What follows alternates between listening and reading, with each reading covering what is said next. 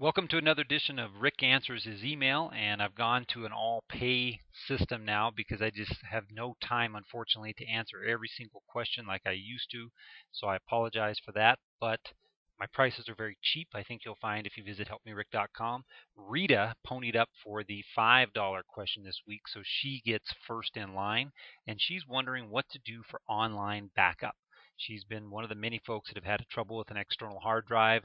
It's one of my main problems with external hard drives is they do fail. They don't fail all the time, but they can fail, and they do fail.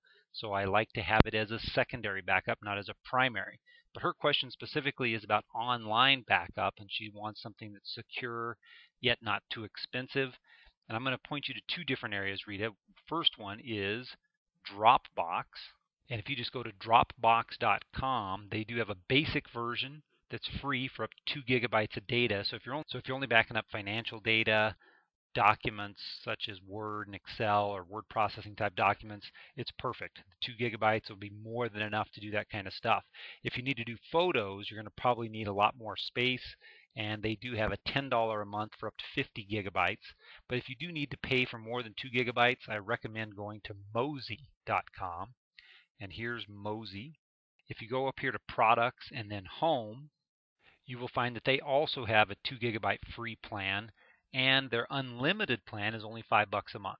So for $60 a year, you have good, secure online backup that works very well, and their customer support is pretty darn good as well. So Rita, thanks for the question. I hope that helps.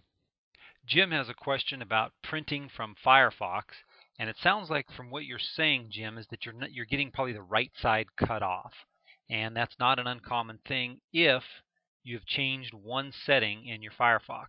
So I'm going to pull up Firefox for you here, and now I'm going to click File and Print Preview.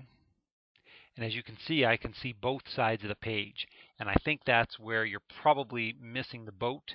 And what you need to look for is this little thing right here on the top of the print preview that says scale, and instead of 100%, you always want it to be, or whatever other number might be in there, you always want it to be shrink to fit. And if you have it set to shrink to fit, then all of your prints will come out horizontally side to side so that you get your entire page. And if you're using that HP printing utility, I'd recommend uninstalling that part of the HP Smart Web Printing. You'll find that under the control panel.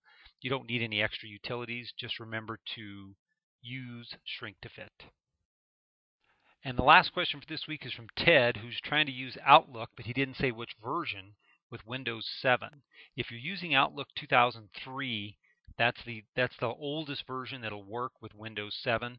And make sure that you've updated with all of the Microsoft Office updates before even attempting to use the Outlook. And then I think a lot of those problems will clear up. However, if you still want to synchronize contacts, calendar, and email with your iTouch, I'm a huge proponent, as you know, of Gmail. And if you use Google Mail, Google Calendar, and the Google Contacts, they all interface very well with the iPod Touch and the iPhone.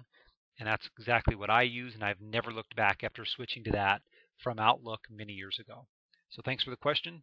Have a great week.